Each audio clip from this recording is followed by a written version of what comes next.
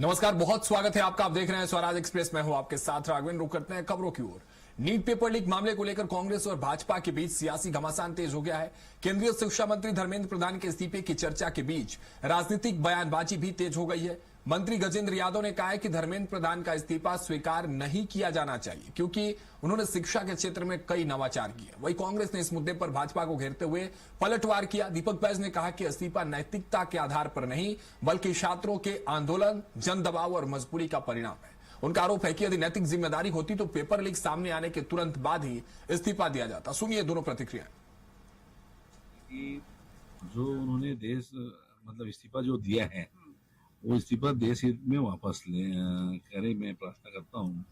क्योंकि हम लोग देख रहे हैं कि लगातार शिक्षा में जो नवाचार हो रहे हैं, अभी तक हम मैकाले के जो पुराने पद्धति पे शिक्षा अध्ययन करते थे उसमें बहुत सारा नवाचार, जैसे सांस्कृतिक विरासत को लेके, यहाँ के प्रामाणिकता को लेके, देश में AI बेस्ड शिक्षा हो, व्यावसायिक शिक्षा हो, वोकेशनल आधारित शिक्षा हो, उसके अलावा खेल कूद, व्यायाम, योग, इन सब चीजों को अगर किसी ने अपने पाठ्यक्रम में जोड़ा तो माननीय धर्मेंद्र प्रधान जी ने नई शिक्षा नीति के तहत जोड़ा। मेरा निवेदन है कि आज देश को माननीय धर्मेंद्र प्रधान जी की आवश्यकता है, यहाँ गाँव को माननीय धर्मेंद्र प्रधान जी की आवश्यकता है और देश की शिक्षा नीति को अभी माननीय धर्मेंद्र प्रधान जी जैसे लोगों की आवश्यकता है। तो मेरा एक प्रार्थना है कि जो उन्होंने इस्तीफा दिया वो इस्तीफा वापस ले। देखिए, केंद्रीय शिक्षा मंत्री धर्मेंद्र प्रधान का इस्तीफा ये नैतिकता के आधार पर दिया हुआ इस्तीफा नहीं है, ये मजबूरी में दिया हुआ इस्तीफा है, ये डर के वजह से दिया हुआ इस्तीफा है। क्योंकि लगातार पिछले 23 दिनों से अधिक चल रही आंदोलन के बीच में या जैसे ही ये पेपर लीक हुआ उसी समय नैतिकता के आधार पर इस्तीफा क्यों नहीं दिया गया है? आज छात्रों का गुस्सा, युवाओं का आक्रोश, कांग्रेस पार्टी का लगातार विरोध प्रदर्शन को डर के वजह से आज जंतर मंतर से लेकर पूरे राजधानी, हर प्रदेश के राजधानी के हर छोटे बड़े शहरों में ये डबल इंजन की सरकार के खिलाफ में जबरदस्त माहौल को देखते हुए प्रधानमंत्री नरेंद्र मोदी ने अपनी कुर्सी बचाने के लिए धर्मेंद्र प्रधान का इस्तीफा लिया गया है।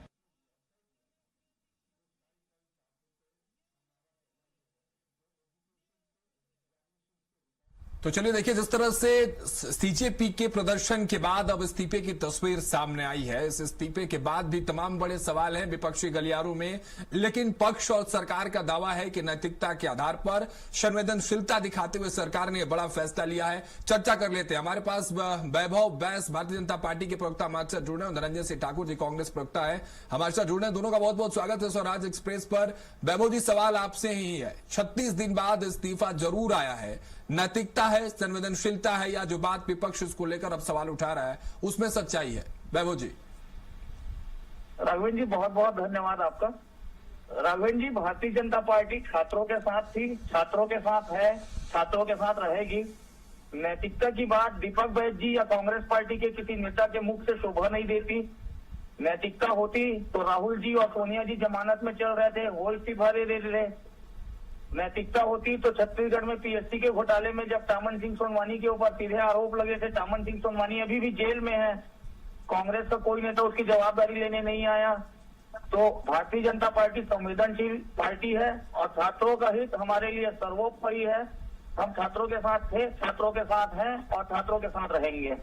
धनंजय जी, छात्रों के साथ है, छात्रों के साथ थे और छात्रों के साथ रहेंगे, फिर आपको इसमें नैतिकता कहां नहीं नजर आ रही है सर? क्या देरी हुई उसको लेकर जरूर सवाल हो सकते हैं, लेकिन देर आए दुरुस्त आए, मांगे जो थी छात्रों की वो पूरी हुई है। धनंजय जी देखिए, भारतीय जनता पार्टी चंदा चोरों के साथ में है, पेपर चोरों के साथ में है और नैतिकता तो भारतीय जनता पार्टी में है ही नहीं। अगर नैतिकता होता तो पेपर लीक के तुरंत बाद धर्मेंद्र प्रधान को इस्तीफा दिला दिया जाता।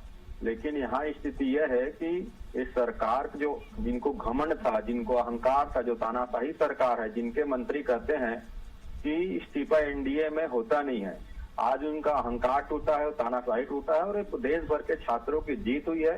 कांग्रेस पार्टी सदन से लेकर सड़क तक जो छात्रों की आवाज उठा रही है, जो धर्मेंद्र प्रधान का इस्तीफा मांग रहे थे, आज दबाव में सरकार झुकी हुई है और इस सरकार का अहंकार टूटा हुआ है। और जिस प्रकार से प्रदेश के शिक्षा मंत्री गजेंद्र यादव धर्मेंद्र प्रधान से इस्तीफा वापस लेने की मांग करे, तो मुझे लगता है कि अब तो इस प्रदेश के शिक्षा मंत्री को भी पद से हटा देना चाहिए, क्योंकि इनके भी कार्यकाल में पेपर लीक हो गया है। 12वीं का पेपर लीक हुआ, स्कूलों की व्यवस्थाएं जर्जर हो गई है, छात्रों को पढ़ाई नहीं हो पा रहा है। तो दोनों जो शिक्षा मंत्री हैं, दोनों नाकाम शिक्षा मंत्री हैं, दोनों धर्मेंद्र प्रधान का इस्तीफा हो गया है। अब विष्णु साय जी को, गजन यादव को भी हटा देना चाहिए अगर वो इस्तीफा नहीं देते हैं तो। वैभव जी क्या जवाब देंगे इस सवाल का? 84 लाख में जेल यात्रा करके आ चुके हैं देवेंद्र यादव, सरकारी भवन को जलाने के आरोप में जेल यात्रा करके आ चुके हैं। कांग्रेस में है नैतिकता की इन दोनों का इस्तीफा ले लेगी? ये मुंह और मसूर की दाल। शर्म आनी चाहिए कांग्रेस पार्टी को, शर्म आनी चाहिए। पब्लिक संपत्ति का नुकसान करने वाले आबकारी घोटाले के आरोपित मंत्री, पूर्व मंत्री को अभी तक सदन में बैठा के रखे हुए हैं। ये हमसे नैतिकता की बात करते हैं। देखिए, भारतीय जनता पार्टी के चोर शिक्षा मंत्री था धर्मेंद्र प्रधान, और चंदा चोर को संरक्षण देने वाला शिक्षा मंत्री को चोर मित्र करने वाला चोर नरेंद्र मोदी है। और अरे सर, आज बात चोरी की नहीं है सर। आज बात छात्रों की जीत की हो रही है ना वैभव जी, धनंजय जी। मंत्री को बचा कर रखे कहाँ चोर चोरी पर चले गए, डकैती पर चले गए? जनता पार्टी। अरे धनंजय साहब, वैभव जी रोक रहा हूँ दोनों को ना। देखिए, जिस मुद्दे पर बात करने के लिए खड़े हुए हैं, आपको थोड़ी देर के लिए रुके हुए थे। चलिए ठीक है, लेकिन इस तरह से चिल्लाने से बात नहीं आएगी। आप दोनों का बहुत बहुत शुक्रिया। कम समय था हमारे पास। वैभव जी आपका भी, धनंजय भी आपका बहुत बहुत शुक्रिया हमारे साथ जुड़ने के लिए।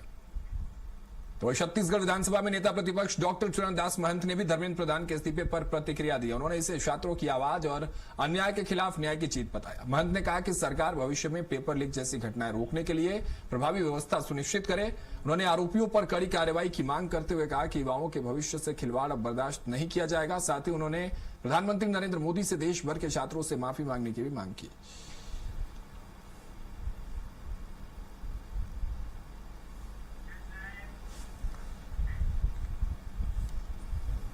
समस्याओं को लेकर जो उनके जीवन के साथ खिलवाड़ हो रहा है, अत्याचार हो रहा है, दुराचार हो रहा है, नीट की परीक्षाओं में हजारों छात्रों के बर्बाद हुए भविष्य, उस भविष्य को सुधारने के लिए लगातार वो प्रयास करते रहे। तो ये जीत जो हुई है, लोकतंत्र की जीत हुई है, हमारे बच्चों की जीत हुई है। और हम सब अब मांग करते हैं कि भविष्य में उनकी जो परीक्षाएं हैं सही समय पर, सही तरीके से, बिना भ्रष्टाचार के हो, और उनका भविष्य जो भारत का भविष्य है, बच्चों का भविष्य ही भारत का भविष्य है, वो सुरक्षित रहे।